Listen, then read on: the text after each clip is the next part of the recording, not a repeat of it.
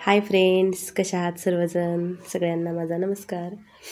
सकाळची कामे आवरून झाली होती. आता दुपारच्या जेवणामध्ये आज मसाले भात बनवायला घेतला होता. वाटाणा, बटाटा, कॅरेट स्वच्छ धुवून कट करून घेतले. बटाटा आणि कॅरेट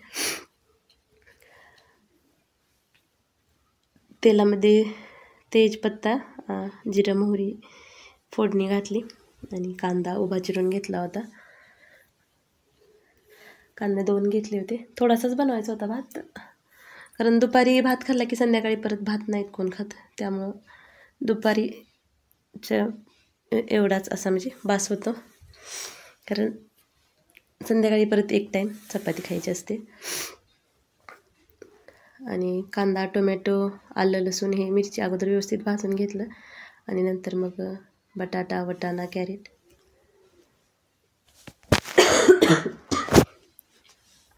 ते पण छान भाजून घेतलं. आणि थोडासा कोणताही मसाला म्हणजे मटन मसाला, चिकन मसाला किंवा बिर्याणी मसाला, कोणताही मसाला जो असेल ना तो घालतेच भातामध्ये, म्हणजे छान चव येते तशी भाताला. थोडासा मसाला घालून घेतला, हळद, मीठ. आणि तांदूळ धुवून ठेवले होते. अगोदर तांदूळ धुवून ठेवते आणि नंतर मग फोडणी घालायला घेते. तांदूळ घातले की एक 2 मिनिट परतून घेते असं व्यवस्थित. तोपर्यंत पाणी गरम करायला बाजूला ठेवून देते. गरम पाणी घातले की कसं पटकन शिजतो.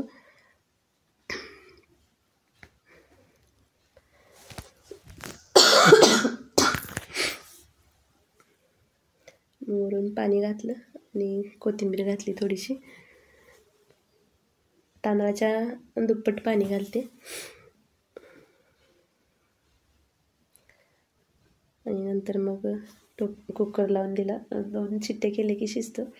तोपर्यंत भूक लागली होती म्हटल्यानंतर मग केळाचा ज्यूस करून दिलता मुलांना. सुट्टी असली की मग असं त्यांचं चालूच राहतं काही ना काही. मग तोपर्यंत त्या दोघांपुरताच केलं होता, कारण मला जरा कफ आहे त्यामुळे मग मला केळं आणि दूध दोन्ही पण नको होतं. आणि हे गावाकडून अंडी दिली होती, ते पिठात घालून असं बरणीत दिले की व्यवस्थित येतात. मग ते म्हटलं काढून ठेवावी साईडला.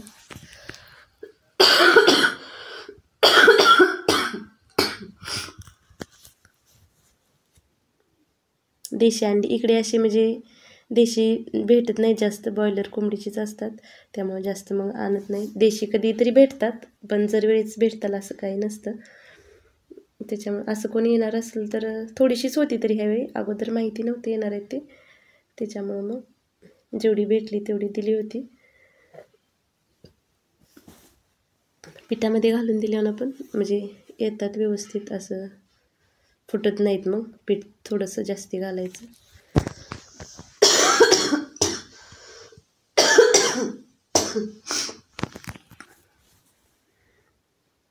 दोन्ही बरणीतनी वेगवेगळं पीठ होतं, एकात ज्वारीचं होतं आणि एकात गव्हाचं. आणि अंडी धुवून पिठात घालून देतात, त्याच्यामुळं मग पीठ वापरायला येतं. नंतर ते धुवून पुसून भरतात. आणि आता थोडंसं पीठ लागलेलं होतं म्हटल्यानंतर मी पण नंतर धुवून ठेवते, कारण नाहीतर फ्रीजमध्ये परत सगळं पीठ होतं आहे,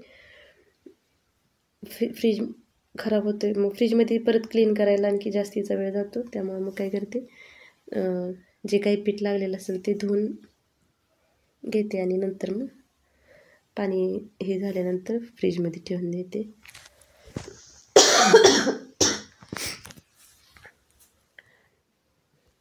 आणि मुलांना असं टी व्ही बघत बसले होते, मग दोघांना वाटाणा सोलायला दिलं. आता इथं पण केरळमध्ये पण कुठेतरी म्हणजे भेटतात वाटाण्याच्या शेंगा, पण महाग आहे तिकडे. 130-140 रुपये किलो असं आहेत. मग दोघांना पण बसवते. असं काही सोलायचे असेल की मुलांकडून पण काही ना काही काम करून घेते. दोघांना असं अर्धं दिलं होतं करून, आणि कुणाचं होते अगोदर बघू कोण फर्स्ट होते. मेथीची भाजी होती ती मी नीट करून ठेवली. ती प्रांजूला येते ती पण नीट यायला, त्याच्याकडून ते पण घेते करून. आता वाटाणा सोलायचं होता म्हटल्यानंतर ते त्या दोघांना वाटाणा दिला आणि मग मी भाजी निवडून घेतली. कृष्णाला काही एवढंच पटकन नाही हे होत, तरी पण सोलतो म्हणजे जसं जमल तसं, पण बसवते असं थोडं थोडं मदत केली तरी आपल्याला पण थोडंसं हे होतं आणि त्यांना पण चांगलं वाटतं, हां मी काहीतरी म्हणजे काम केले, काहीतरी येतं आहे करायला, असं त्यांचं पण हे होतं, मुलांचं पण.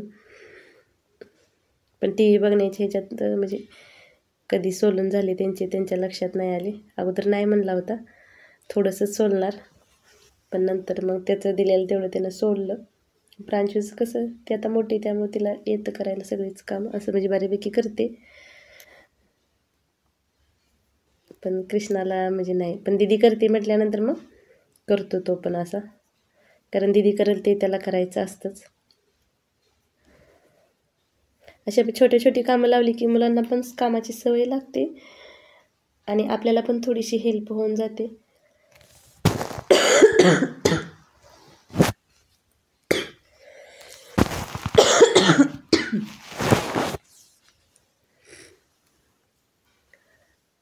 त्याचा मग अभ्यास राहिला होता थोडासा, मग नंतर ते करायला बसलं होतं. मल्याळमचं शिकायचं होतं. क ख ग आपण म्हणतो ते इकडच्या भाषेत का खा गा असं होतं. त्याला खाचा उच्चार हे होत नव्हता, खा. मला पण म्हणजे ते उच्चार जमत नाहीत, पण प्रांजू घेते मल्याळमचं असेल तर मग ते सांगून देते आणि बाकी मग मी घेते, असं करते.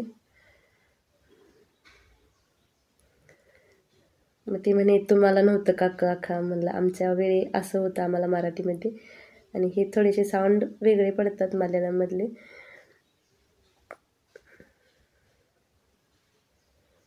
पण तिला ती मोठी असल्यामुळं कसं मग त्याचं काही असेल तर असं मग ती घेते हे करून. खा म्हणजे खा, खायचं खा म्हणून सांगितलं त्याला किती वेळा सांगितलं तरी ना तो लय हे करतो, खाच म्हणत नव्हता तो. खा म्हणजे काय हे म्हणलं, आपण जे खातो ना खा ते खा, असं करून सांगितल्यानंतर त्याच्या लक्षात आलं. मी कधी कधी असा ना हे करतो जास्तच, म्हणजे होमवर्क वगैरे काय असेल ना करायला, एखाद्या वेळेस काय होतं काय माहीत, बसत नाही. मग काय करते, कुणाचं फर्स्ट होतं आहे असं म्हणजे कॉम्पिटिशन लावायचं. दीदीचं आधी होते होमवर्क कृष्णाचा की मम्माचं काम होते, मी असं काहीतरी करायला घेते. मग माझी कपड्याच्या घड्या करायच्या होत्या, कपड्याच्या घड्या करायच्या किंवा इस्त्री करायचं, असं काही माझं काम असेल किंवा माझी भांडी धुवायची राहिली असतील तर मग असं हे करते. मुलांना चॅलेंज द्यायचं, कोण फर्स्ट होते त्याला असं काहीतरी द्यायचं म्हणून हे करते. मग तो करतो, मग त्याला फर्स्ट व्हायचं असतं, त्याला हारायचं नसतं कधीच चॅलेंजमध्ये. मग कधी कधी काय करायचं, जर तो करत नसेल तर मग आपण थोडंसं स्लोमध्ये काम करायचं, त्याच्याकडून असं काहीतरी करून मग अभ्यास करून घ्यायला लागतो. होमवर्क करायचं थोडंसं, म्हणजे मल्याळमचं शिकायला त्याला थोडंसं नको वाटतं. बाकी आता शिकतो त्याचं, ती करतो बाकीचं, पण मल्याळमचं करायला अजून तेवढं आवडत नाही तसं. त्यामुळं मग असं काहीतरी हे करायचं, मग बसतो हे करायला. आणि प्रांजूचं तिचं करून घेते. तिचं नाही काय शिकवायला लागत, तिला ट्युशन लावलेलं आहे त्यामुळं ट्युशनमध्ये बऱ्यापैकी तिचं हे होऊन जातं. आणि काय बाकी असेल तर मग तिनं घरातनं राहिलेलं करून घेते. आणि मल्याळमचं कृष्णाचं शिकवायचं आहे मग तीच शिकवते, बाकी सब्जेक्ट मग मी शिकवते.